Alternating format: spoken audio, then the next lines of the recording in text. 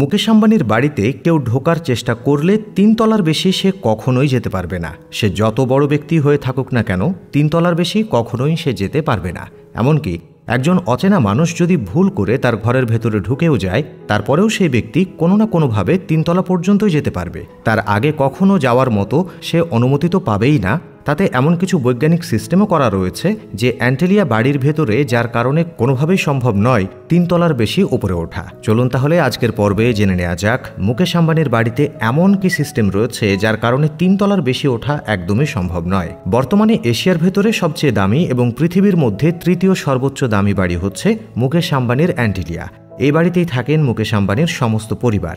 সবচেয়ে অদ্ভুত একটি বিষয় হচ্ছে, এ বাড়ির ভেতরে এমন কিছু বৈজ্ঞানিক জিনিস রয়েছে যা অনেকটাই সিক্রেট রাখা হয়। তার চেয়ে বড় একটা কথা হলো, কোনো অচেনা ব্যক্তি যদি মুকেশ আম্বানির বাড়িতে ঢোকে, সে ৩ তলার বেশি যেতেই পারবে না। তার আগে মুকেশ আম্বানির বাড়ির সম্পর্কে ছোট্ট একটা ধারণা আপনাদেরকে দিই।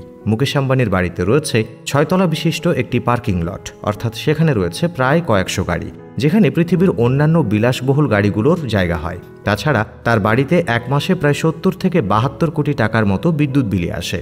ভাবতে পারছেন, একটা বাড়ির ভেতরে কত কিছু থাকলে এত কোটি টাকা শুধুমাত্র বিদ্যুৎ বিলে আসে।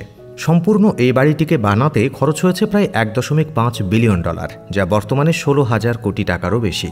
এখন আসা যাক, কেন কোনো ব্যক্তি ৩ তলার বেশি যেতে পারবে না। মুকেশ আম্বানি যে বাড়িতে থাকেন, সেই অ্যান্টেলিয়া বাড়ির ভেতরে একটি বিশেষ লিফট রয়েছে। এমনটাও শোনা যায়, ওই লিফটের ভেতরে এমন একটা পাসওয়ার্ড রয়েছে যে পাসওয়ার্ড মুকেশ আম্বানির পরিবার বাদে অন্য কেউই জানে না। সুতরাং সিকিউরিটিরা যখন মুকেশ আম্বানির বাসা পর্যন্ত নির্বিঘ্নে পৌঁছে দিয়ে আসে, তখন ওই লিফটের মাধ্যমে তারা উপরে উঠে যায়। তারা কিন্তু অ্যান্টেলিয়ার টপ ফ্লোরে থাকে। ওই পাসওয়ার্ড একমাত্র মুকেশ আম্বানির পরিবার ছাড়া অন্য কেউই জানতে পারবে না কোনোদিনই। এছাড়া কোনো অচেনা ব্যক্তি যদি মুকেশ আম্বানির অ্যান্টেলিয়া বাড়ির ভেতরে চলেও যায়, সেখানে একটি সিঁড়ি দেখতে পাবে। আর সিঁড়িতে উঠতে উঠতে যদি ৩ তলা পর্যন্ত তারা পৌঁছে যায়, তাহলে সিঁড়িটিকে এমনভাবে বানানো হয়েছে যে আবার উপরে চড়তে চড়তে তিনি ১ তলাতেই পৌঁছে যাবেন। বিষয়টা হচ্ছে, কোনো ব্যক্তি যদি নিচতলা থেকে ৩ তলায় উঠতে যায়, তাহলে ৩ তলা থেকে তিনি আবারও ওঠার চেষ্টা করতে করতে নিচতলায় পৌঁছে যাবেন। ঠিক এই কারণেই মূলত ওই সিঁড়িটিকে একটা ভুতুরে সিঁড়িও বলা হয়। অবাক করার মতো একটা বিষয় হলো, মুকেশ আম্বানির অ্যান্টেলিয়ার ভেতরে এমন কিছু টপ ক্লাস সিকিউরিটি রয়েছে যেটি দেখলে মাথা ঘুরে যাবে।